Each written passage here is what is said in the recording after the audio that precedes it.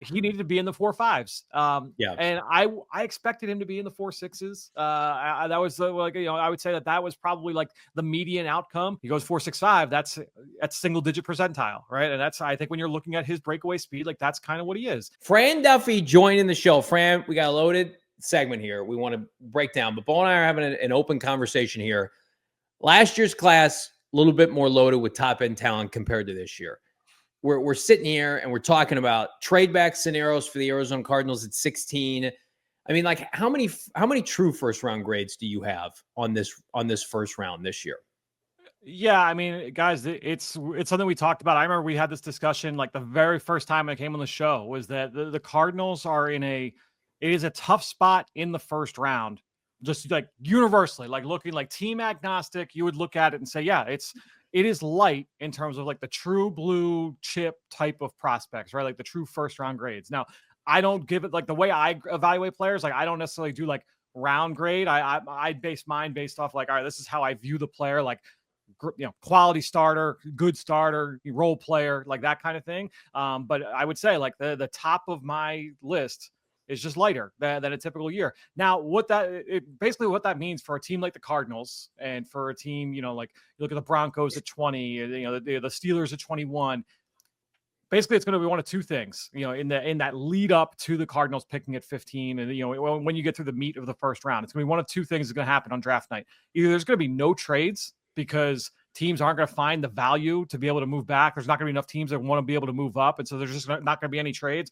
Or, and this is what, if you're a Cardinals fan, that's what you're hoping for, right? Is that, you have like the four guys at the very top that, like, all right, like these four guys are going off the board. And then there's a cluster of, we'll call it like 6 or 7 players. And every team is going to have it's going to be, maybe there's like 4 guys that are similar in that cluster of 6 or 7. Yeah. But then there's going to be some variety in who those remaining 2 players are. Let's just say it's Shamar Stewart, right? Let's say you have Shamar Stewart in that second cluster. Well, you're sitting there if you're the Cardinals, and if that's your guy, and he's fallen. All right, now I want to make a move up. I want to try because he's the only guy left, or he's going to fall to us at 15, right? That's the scenario where now there is that trade up because there's only one guy left in that cluster. It's going to be fascinating to see how it plays out. I do think it makes for a very fun and unpredictable night of the draft. As you look at this, as you play, this weather forecaster with all the weather, right? You don't know what to truly expect, but I mean, you're the one most, set up for success here in figuring out what's going to happen. As far as maximizing 16th overall, what's that look like for the Arizona Cardinals? Does it come in the form of a trade down and increasing capital and then also getting a player maybe in the early 20s? Or is it trading up as you just, use that scenario? Or is it sticking and picking somebody maybe falling into their lap? I will say more often than not, Bo, when I have done a mock draft exercise, whether it's been one that I've published or just one where I'm like, all right, let me just go through this. I have struggled to find a player that I love for the Cardinals at 16, where like the need matches the quality of player. It doesn't happen every time, but oftentimes it does. And so that means one of two things. Either the Cardinals have a player graded in that spot. It's a situation, like I said earlier, where maybe it's not an area of like dire need, but this is the best player on the board. We're going to take him. Or the last guy in that cluster is available and you make that short move up, or you move back and you try and gain more capital. Now it takes 2 to tango. You need somebody else to want to be able to move up, right? And so you just have those kind of situations that Monty Ossenfort and Jonathan Gannon have to play through. We know that Monty likes to work the board. We've seen him move down and up and down and up and all in the same round. Maybe it takes something like that, but it's one of those things where you have to play those scenarios out over the next 3 to 4 weeks and just have your plan and just you have to play the draft as it comes to you. The closer we get, the less certain it seems like, at least early, there's going to be a run on defensive linemen. Whereas I initially thought, well, this is the strength of this draft, and they're going to be going left and right. It's going to be a mirror of last year with the offensive players. Right. And then you got guys like Daniel Jeremiah, outside of Abdul Carter and Jalen Walker and Mason Graham, doesn't have a defensive lineman in the top 20, Fran. Yep. I mean, the Cardinals signed Calais Campbell yesterday, which, homegrown here. We're excited about that. But does it also read with the tea leaves that you added Calais, you added Dalvin Tomlinson, Sweat as an edge rusher? Is the value not there at 16 for a defensive lineman this year, which is flipping crazy that we even have to pose that question? But in your opinion, like, as you say, apples to oranges, Jalen Walker feels like maybe a Carolina Panther. Mason Graham's going top 10. Abdul Carter's second overall. Who's worth it from a defensive lineman, tackle or edge at 16? Yeah, and that's what I remember. We talked about this last week, where when it was honestly a similar kind of topic, where like just looking at edge rushers, not even the interior guys, but just looking at edge rushers, it's like, yeah, like there's talent. It's a good group, Right. but not a group where I feel convicted about a lot of these guys. All of them have like one caveat with the profile. You have Shamar Stewart's production. You have Mike Green's off-field stuff. You know, you've got lack of athleticism. You have lack of size with Ezraku. You've got, you know what I mean? Like all of these guys have one clear hole. And that's why when you look at like DJ's top 20, or if you look at, the way that this may play out, it's the same thing at defensive tackle. Like I think everyone pretty much universally feels good about Mason Graham. But then who's next up on your list? You know, is it Kenneth Grant? All right, well, Kenneth Grant, like inconsistent play overall. You know, is it Walter Nolan? Some people have him, going in the top 15. Like I value him as that quality of talent. Not everybody sees it that way. And there's questions, about like the off-field stuff and, the consistency there. Why did it take until this year for him to blow up? So again, you can kind of poke holes in everybody's profile when you look at this group. It's a really talented group. And my guess is there's going to be records set in terms of like amount of defensive linemen that go on the first 50 picks, the amount of defensive linemen that go in the first 2 and 3 rounds, but it's just not going to be like at the very top. And that's just unfortunate for Arizona.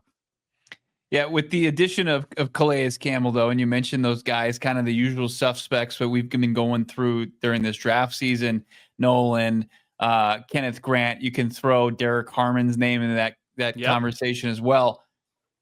Does it, in your opinion, take the Cardinals out of the running approaching that position in this draft in the first round? It shouldn't. I think that, you don't want to necessarily say, all right, well, we've got Calais for 1 year. Right. That's going to solve it. What I do love, I mean, honestly, one of the things I love about it is, Calais has been one of the most like well-respected vets. I mean, since he left Arizona, like, even when he was in Arizona, it was like, all right, like this is one of those guys that has the ability to take young players under his wing and kind of show them their way. I actually love the idea. Hey, you know what? We're going to bring in a raw defensive lineman. Like, who better to have him work with on a daily basis than a guy like Calais Campbell? So I don't know that it necessarily says like, oh, like now they go elsewhere. I almost says that now Calais is in position to support this young guy that they do decide to bring in. Let's talk Will Johnson, because, prior to Calais Campbell and prior to, the defensive tackle, defensive edge rushers falling in a lot of pre-draft rankings, it was like, well, that's ridiculous. Why would they do that? And they've since used the top 30 visit on the Michigan corner. The value is clearly there. Like, regardless of how I feel, Bo feels about, we won front 7 players. That's what this draft is about. They have enough corners, right? They've spent a ton of draft capital. The consensus is Will Johnson, unlike a lot of players we talk about, slam dunk top 12, 15 player, if not higher for some teams. What's the scouting report, and how would he fit on a Jonathan Gannon, Nick Rallis defense, in your opinion? Yeah, when I look at Will Johnson, to me, coming into the year, I was probably lower than consensus from a media standpoint on Will Johnson. And now I'm looking around, I'm like, I think I'm higher than consensus on Will Johnson. I'm like, yeah, this guy's a pretty good player, guys. We kind of forget what he can bring. Now, where I like him best is he is an outside corner that can play in off coverage, read routes, jump throws, make plays on the ball. Like that, to me, like that is him at his very best. I think a lot of people looked at, his size. Oh, he's listed 6'2", 205. This is a press man corner, shot down man to man. Honestly, that's not the way I view Will Johnson. I don't think that's his best trait. I think when you're looking at Will Johnson, there are questions about the speed, the suddenness, the ability to recover, certainly the lack of length. He's got 30-inch arms, which is like the shortest wingspan for a 6'1" corner that we've seen like in the last decade. He's not like your big, long, prototypical press man guy. He's more like lay in the weeds, read routes, jump it, take it to the house. Like that is his game. So I do think that there is that's a skill set that plays well in JG's defense. He's not a guy that offers like position flexibility where I'm going to be able to move him inside, or, there are some that I've talked to in the past that will say like maybe down the road, he might be a safety. Because again, like reading stuff from depth, he might be that guy, but right now, like you're going to play him on the outside and just kind of let him read things out. And so I do think that there's a fit, though. It would just be as a pure outside corner in that scheme. You think he makes it to 16? I think there's a chance for sure. I mean, I've talked with some that feel like he could be maybe the third corner off the board. And so I think that there's a chance that he is certainly there at 16. Now, I also think there's a chance that he could be off the board at like 9 to New Orleans as well. So I think that there's a wide range. And again, it goes back to the very first thing we talked about, that unpredictability of this round. I think that Will Johnson, there's definitely some variance. There are some people that feel like he could go that high. And I've seen mock drafts and have talked with people who are like, yeah, like he could fall into the 20s. And that's not completely out of the question either. Looking at your top 100 draft guide, we're breaking down what's worth the 16th overall pick. It's less about necessarily filling a need for this conversation. You've got Will Johnson, 12th overall. Josh Simmons is a guy that maybe we need to reintroduce ourselves, 20th overall. If he did not have the injury and the surgery, is he a firm top 15 pick in your mind? Yeah, if Will Johnson's healthy, if Josh Simmons is healthy, Josh Simmons isn't on the board for the Cardinals at 16.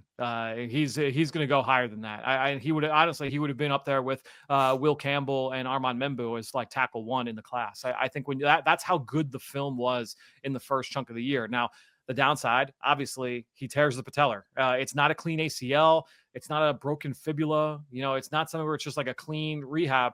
A torn patellar is that can be a long rehab. It could be a tricky one. And the guys that have been known to like lose some movement and take a little bit of time to bounce back. So that makes it a little bit of a messy projection. The other thing that's unfortunate is that it happened in the game against Oregon in October, which happened to be like the first, like, I don't say like real competition for Simmons in the offensive line for Ohio State, but they didn't play a lot of quality defensive lines before that. And so all of that great tape that we saw, it wasn't against great competition. And so you would say, man, like we just didn't see great tape before this year. When we finally got great tape, it came against lesser level. So I think when you're looking at Simmons, you love what we saw. I think he could play left tackle or right tackle. He started at right tackle at San Diego State before moving to the left side with the Buckeyes. You love the athleticism, like rare movement. The highlights are as good as anybody. It's just there's going to be a little bit of projection there when you're looking at Simmons and kind of pushing him forward. Yeah, I want to talk about Jahdae Barron in a little bit, just because we've kind of reopened the conversation because there's not such an immense need for defensive linemen any longer. But while we're talking tackles, I believe it was Field Yates put out a 2-rounder today, and he had the Cardinals taking Kelvin Banks Jr. out of Texas. And he also had this idea to put Paris Johnson Jr. back to the right tackle spot, which I disagree with. But what is just your overall assessment of Kelvin Banks Jr. and what his fit would be with Justin Fry and in the Arizona Cardinals offense? Yeah, I mean, me personally, like when I look at it, just like pure film, like give me Simmons all day. I think that's an easy projection for me personally. Now, we talked about why it's a little bit cloudy, a little bit murky with Simmons. With Banks, it's less so. This is a high character kid, 3-year starter at left tackle for the Longhorns. Now, the reason why you would say we're going to move Paris over is that Paris has played right tackle. Banks has only played left tackle in college. So he does not have that proven swing versatility that way. Now, there are some, and I would say, the tape was up and down, this year, especially when you get into the meat of the schedule. He gave up that late sack against Michael Williams and the Georgia Bulldogs that sealed the game for Georgia. You look at some of the best teams on the schedule. Banks had some low moments, and I think that he's got a questionable anchor. I think he needs to get a little bit stronger. I would just me personally, I saw more of like a guy that you would feel comfortable like late round 1, into round 2, as opposed to, because Banks was talked about as like top 5, top 10. And I just, anytime I ever watched him, I never quite saw that quality of player personally. I know Field has always been high on Banks. He and I have talked about him. So I think Field loves Banks. And I get it. Like he's really athletic. He's got some strength to it, some power to him rather. I just worry about the anchor, and I think that could be an issue early on. Talk about the importance of fit. Bo mentioned him, Jahdae Barron from Texas. I don't see a fit based on your write-up alone. And I haven't watched a lot of Texas football week in and week out. Was originally a slot corner, right? Yep. Moved to the outside this year. Cardinals have one of the best slot corners in the NFL, and Garrett Williams.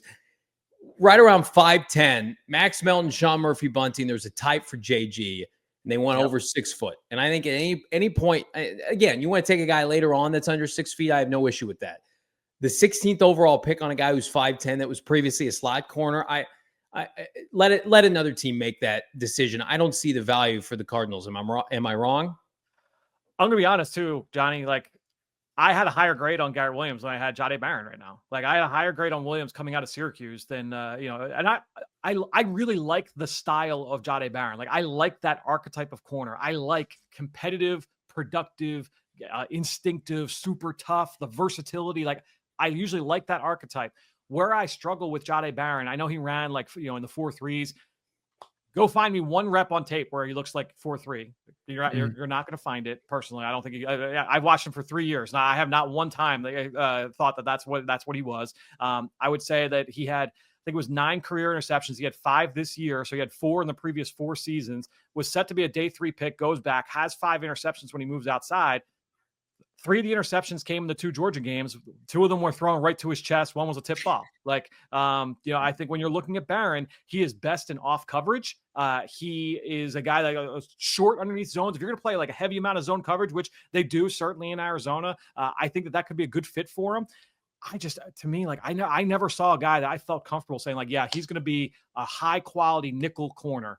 Much less like outside, but like a high quality nickel. I just never saw it personally. I've talked with scouts over the last couple of weeks, just kind of like running my thoughts by players. And I would say most of the people I've talked with have kind of shared my sentiment. Like, yeah, I'm not quite seeing the love that high in the draft, but look, it's one of those classes where we have to just kind of expect the unexpected.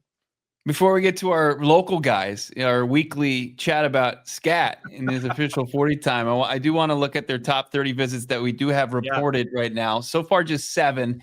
4 edges included in this, starting with Shamar Stewart. We talked about Will Johnson, Anthony Belton. I really like your scouting reported on him. The offensive lineman from NC State. But like you got Femi Oladejo, who's moved to the edge, Princely Uman-Mielan, and then Nick Scorton. Yep. As far as these edges here, who do you think fits best for this Cardinals defense? Just knowing like on field and off field, I actually really like the fit of Olufemi Oladejo from UCLA. This is a guy that's got position flexibility in that he was an off-ball linebacker, just moved to the edge. He's got all of like the off-field characteristics that I know JG like craves for in terms of like the leadership and the intensity. I mean, this was a guy that going down to the Senior Bowl. I'll be honest, I was low on him. You saw him make the move to defensive end to the edge for the first time this year, and it was a midseason move. Like it was a largely unexpected move. It happened like week 3, week 4, and he looked like a guy who had never played the position before. Like he just didn't look great. He goes down there, and I was blown away. And it wasn't just like watching him, look how he wins this rep or wins that rep, but the best explanation I saw, it was, talking with a scout, and it was like, yeah, like he brought a middle linebacker's energy to the defensive line one-on-ones. Like he was like that leader, the fiery personality, like all of that. And he's an unbelievable kid off the field. Scouts and staff members that I've talked with at UCLA rave about him. So I think that all the intangibles there make a lot of sense. If they miss out on an edge rusher, in round 1, that's not a bad consolation prize. Now, the question is he going to make it to where the Cardinals are in round 2? There are some that feel like he could, go off the board sometime in the top 40, and that will be interesting to see there with Oladejo. All right, let's get down to brass tacks. It's the local segment. I'll let Bo handle T-Mac here in a second with producer Damon, but a certain running back out of ASU ran a 40 last week. Not sure if you saw that or not. Made national news. Initially, it was reported. There was no media, by the way, Cam Skattebo and ASU's Pro Day. It was initially reported, like people were saying, low 4.5s, then it went mid 4.5s, then it was low 4.6s, and then it came out, it was 4.65. So does that have an impact? And again, we've talked about it. I do feel like right now we're sitting here. Could he be a player where we're starting day 3 and he's still very much available? Because I thought if he had broken 4.6 after the combine he had and the juice that he had, I thought surely he'll go in the 3rd round. Now I'm wondering, like, start at day 3, is he a 4th round pick or lower to you right now, Fran? Yeah, I mean, that's where, because remember, there was like 3 weeks ago when you asked me, like, Fran, what does he need to do? What does he need to run to get into the 3rd round? And I was like, I was asking the tough questions. Yeah, I felt like he needed to be in the 4.5s. And I expected him to be in the 4.6s. That was I would say that was probably like the median outcome. I would expect too, like with training, like, all right, maybe he gets into the 4.5s. And I said last week, as if it's in the mid 4.5s, that's like a 40th percentile amongst all running backs drafted in the last decade, right? So I'm not even saying like, oh, that's a great time. Right. That's a below average time. He goes 4.65. That's single digit percentile, right? And that's, I think when you're looking at his breakaway speed, like that's kind of what he is. I think that when you're looking at Cam Skattebo, yeah, like honestly, more than likely he's going to be there early day 3. You think Cam Skattebo can be a starting running back in this league? Starting running back, I would say like in a committee in the right spot, he could. I mean, the one comparison I've said, like you don't make this comparison because they are different body types, but like, James Conner was I believe a 4th round pick coming out of Pitt, went to the Pittsburgh Steelers and he became a starter later in his career. Right. I think when you're looking at Skattebo, like, could he have a similar kind of path? He could. I just think that there are some limitations there from a physical standpoint, like athletically, that would say like you probably want him more as like a change of pace, like, second guy in a backfield as opposed to that lead dog, even in a committee kind of situation. Word on the street is Tetairoa McMillan doesn't watch tape, which could impact his draft status. In all seriousness, let's bring up the first 16 picks, Fran Duffy, from, I think, the Jags and the Las Vegas Raiders, who we pegged early that needed a receiver, now through Arizona. Who makes the most sense for Tetairoa McMillan out of U of A Wildcats, or is it a team not listed here? Yeah, I would say, honestly, the earliest I would expect him now would probably be 12 to the Dallas Cowboys. It's just, again, kind of reading tea leaves. You read reports, from the media in terms of like, the Daniel Jeremiahs of the world. And, obviously they're hearing that from people, right? And anytime I've talked with anybody about T-Mac, it's, yeah, he's a good player. But how high are you going to take a guy with some of those limitations? From like a speed standpoint, from a separation standpoint. Drake London went in the middle stages, like kind of where we're talking about with T-Mac, and he showed a little bit more slippery movement. I think when you're looking at his overall athletic profile, and so I think when you're looking at him, I would say the earliest is probably 12 to Dallas. Is that going to be Matthew Golden? Could it be T-Mac? Could they go a different position entirely? I think is probably his ceiling at this point. Daniel Jeremiah had him as wide receiver 4. You have him as wide receiver 3. Just for our audience who might not be dialed into your draft guide, how do you break down the wide receivers in this class? Yeah, I think that when you're looking at at this group overall, for me, I look Travis Hunter is kind of a unicorn in that, if he were a full-time wide receiver, he would be wide receiver 1 for me. I just think when you look at, and honestly, like, you could make the argument that his wide receiver tape is better than his corner tape. He's just so impressive physically. So you kind of put him to the side. We know he's going to go top 4. You put him off to put him on ice. To me, after that, I'm still a big fan of Luther Burden, guys. This is the wide receiver from Missouri, true junior. This guy has got dynamic playmaking qualities, outstanding with the ball in his hands. That also has that ability to be a proven deep threat as well. I know he's gotten beaten up over the process just because of the lack of production this year. Got basically cut in half. He had 86 catches for 1,200 yards and 9 touchdowns last year. It dropped to 61 and 576 and 11 yards a catch this past season. So when you're looking at him, the big knock on the field, on the film, is going to be like the route running prowess. I think that he showed plenty, honestly, last year where I feel okay about it. I don't, it's an area where he's got to improve, but I just think that he has dynamic qualities that not everybody in this class has. After that, I think it's kind of beauty in the eye of the beholder there with T-Mac, Emeka Egbuka, and Matthew Golden. For me, I've got McMillan a little bit higher than the other two just because I feel good about his size and his ability to finish at the catch point. He's not as dynamic with the ball in his hands. I just think that I feel a little bit better about him than I feel about Egbuka just because of the size profile. And then with Golden, I know Golden ran really well. I know it's kind of like what I said with Jahdae Barron. Like, if you find me one clip where he runs 4.29 on film, that'll be the first time I've seen it. Right? I was blown away by that time in Indianapolis.